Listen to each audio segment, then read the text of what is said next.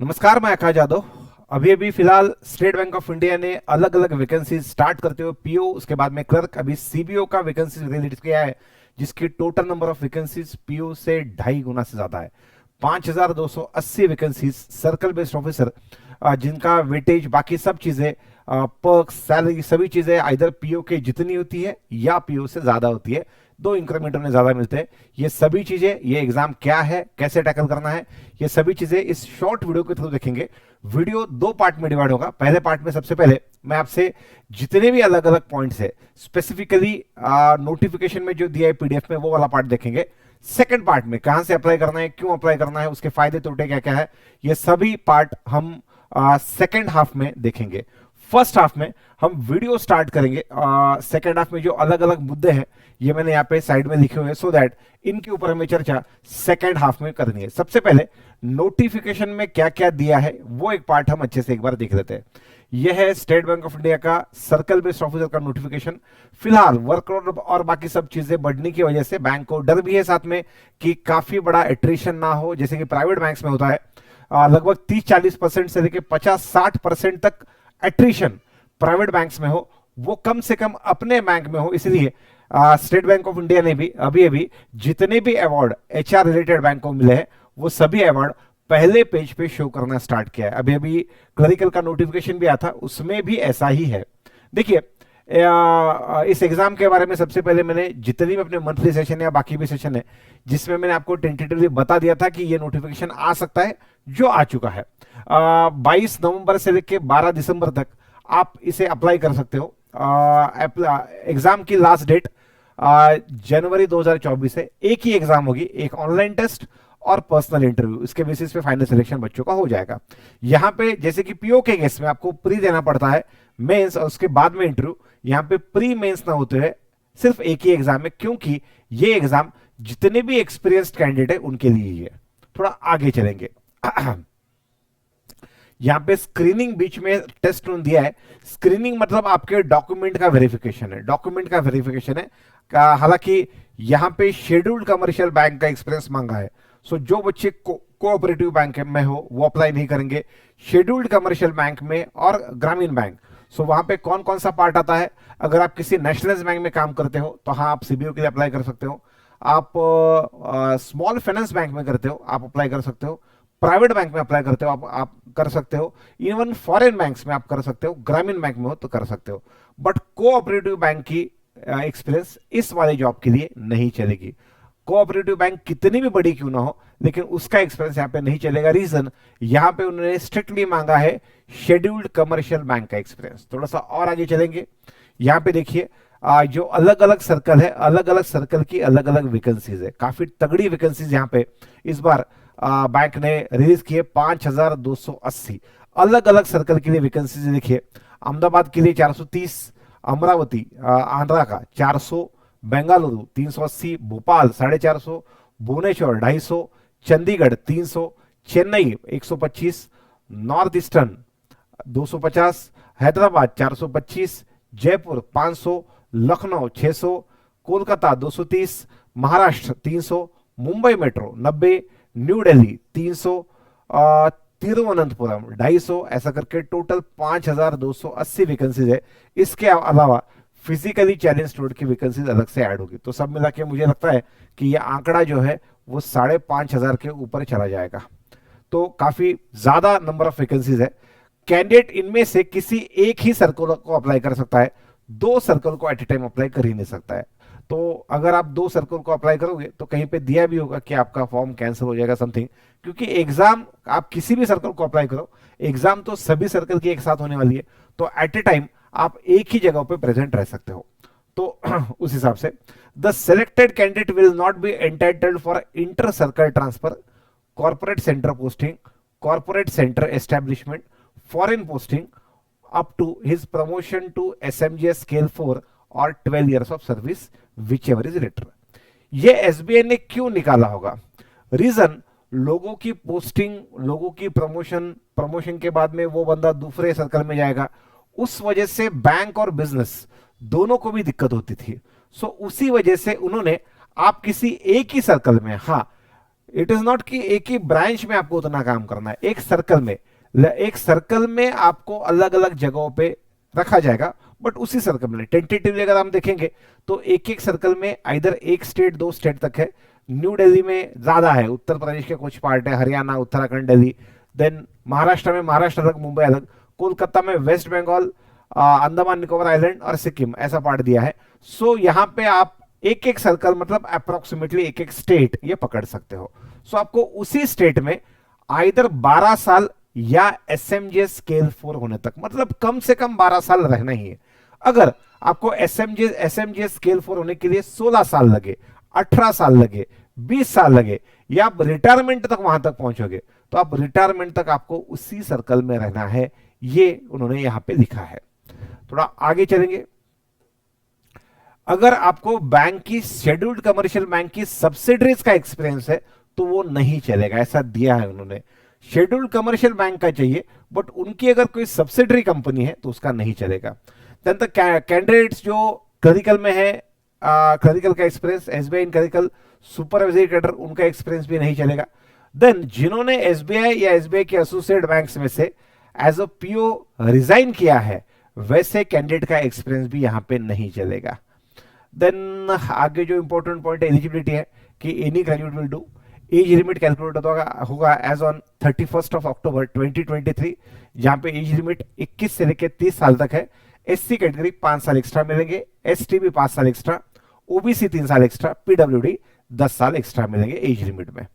आगे चलेंगे, local language, आप जिस भी सर्कल को अप्लाई कर रहे हो उसकी लोकल लैंग्वेज आपको आनी चाहिए, ऐसी मिनिमम एक्सपेक्टेशन बैंक की है। बाद में अदर्स में बैंक ने कहा है कि आपका सिविल स्कोर अच्छा होना चाहिए, आपका प्रीवियस पास्ट रिकॉर्ड जो है वो भी अच्छा होना चाहिए। वो तो मिनिमम रिक्वायरमेंट कोई भी बैंक एक्सपेक्ट करेगी करेगी। थोड़ा और आगे चलते हैं, जो इंपॉर्टेंट पॉइंट मैंने सभी नोट किए। गाइडलाइंस फॉर स्क्राइब, अगर आप एग्जाम में स्क्राइब लेके जाना चाहते हो तो ले जा सकते हो, बस वो कैंडिडेट उस एग्जाम का हिस्सा नहीं होना चाहिए।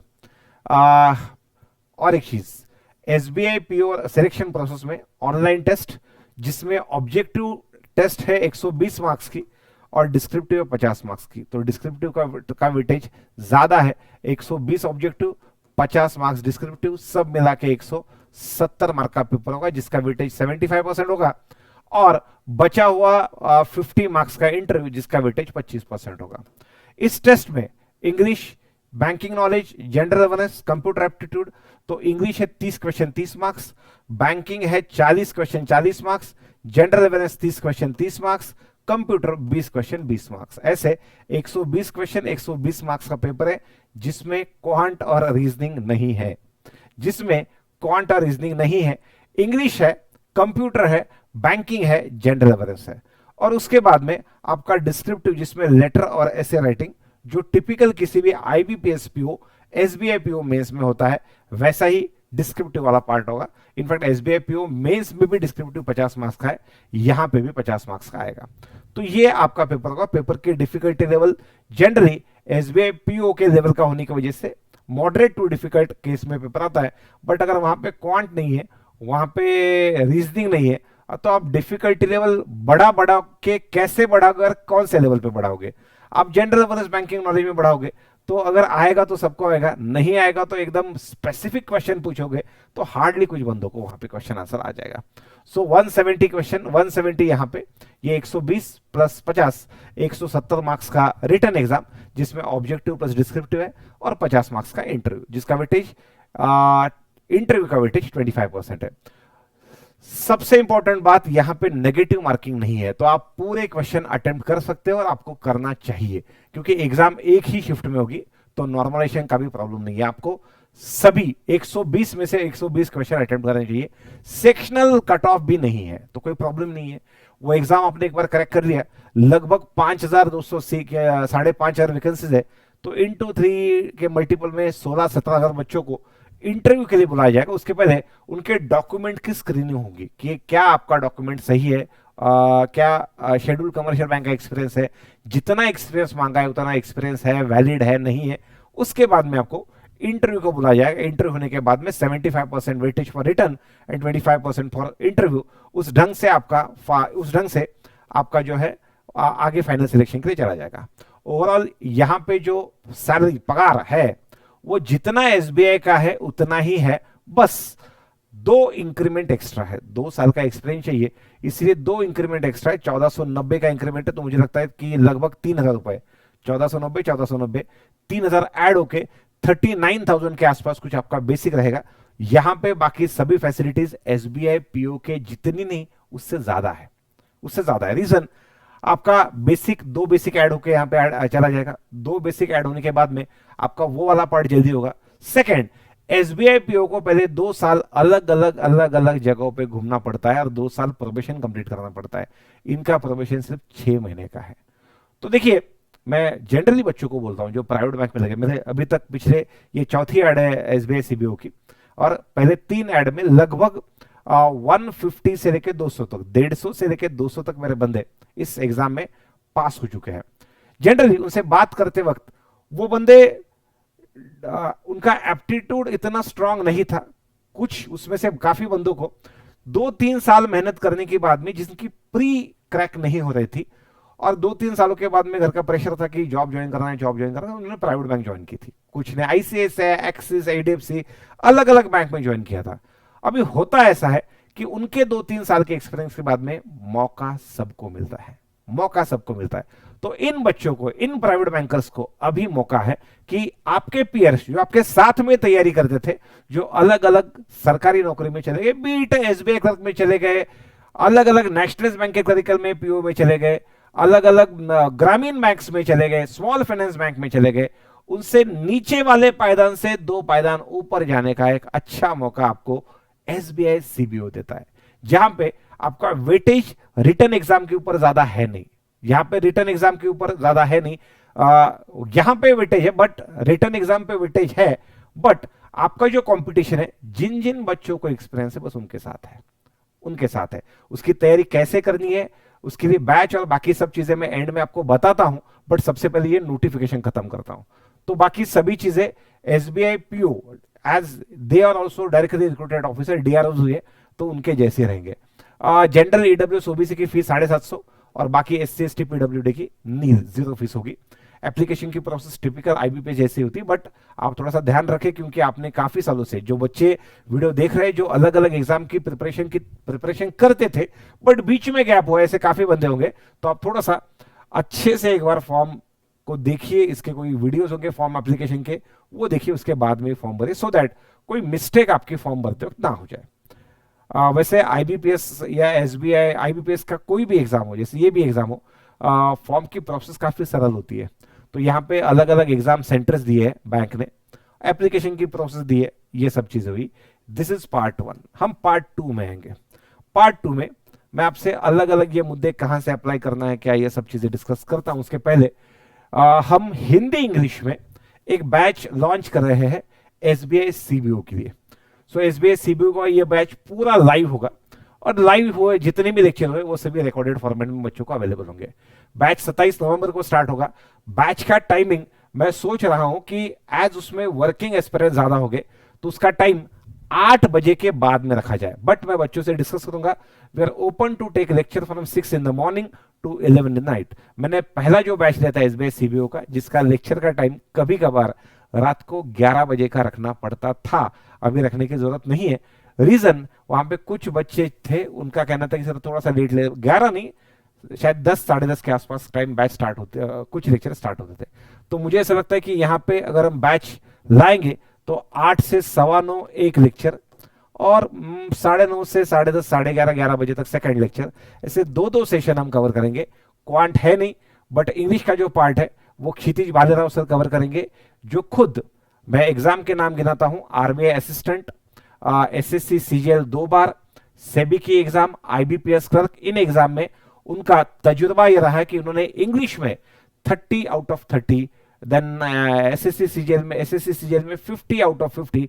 वो कोई भी एग्जाम देते हैं तो वहां पे इंग्लिश में आउट ऑफ मार्क्स आ जाते हैं। देन निखिल सर, जिन्होंने पिछले तीनों भी बैचेस है, आपकी तीनों भी एसबीआई सीबीओ की बैचेस, स्पेसिफिकली इंटरव्यू वाला पार्ट सर ने संभाला था। ये वाले टाइम सर बैंकिंग नॉलेज और जनरल अवेयरनेस, ये पार्ट फर्स्ट हाफ में, और सेकेंड हाफ में इंटरव्यू का पार्ट संभालेंगे। निखिल सर के साथ में जयंत सर है, समीर देशमुख सर है, और अभिषेक गायके सर है।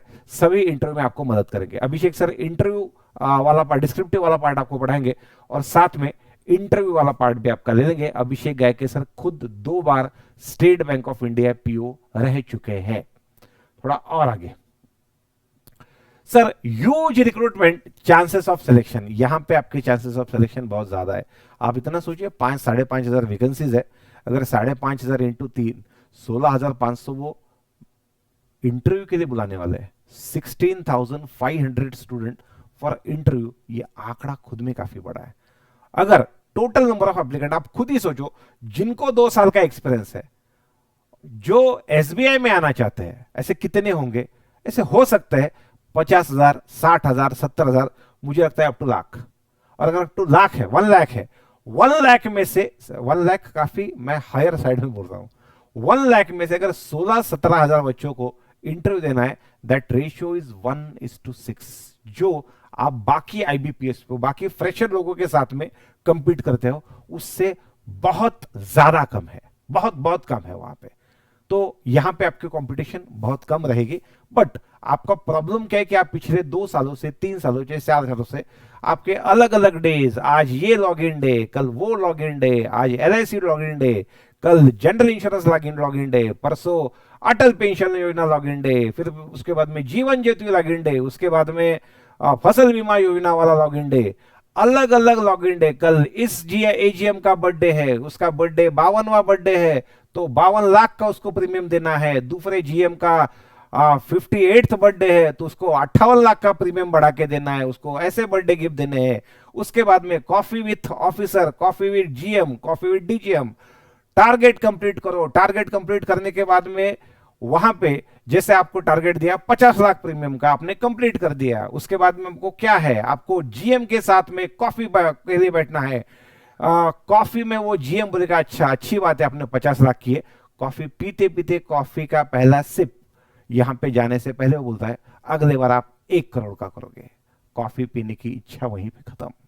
सो इन चीजों में आप सभी लोगों का पढ़ाई से मन काफी दूर जा चुका है। तो आपको ये एग्जाम काफी आसान है, बस आपको शाम का जो टाइम है आपकी जॉब के बाद में, शाम को 8 बजे से 11 बजे तक का टाइम जो है, हम यहां पे मंडे टू सैटरडे, संडे के दिन छुट्टी देके, या अगर सिलेबस पीछे रहता है आप लोग ओके कहते हो तो 7 के 7 दिन हम अच्छे से इस बैच को रोल आउट कर सकते हैं। तो उस वजह से आपका यहां पे आपकी हेल्प जो यहां पे चाहिए थी। काफी अच्छी अपॉर्चुनिटी है, स्पेसिफिकली किनके लिए? स्पेसिफिकली प्राइवेट बैंकर के लिए और स्मॉल फाइनेंस बैंकर के लिए।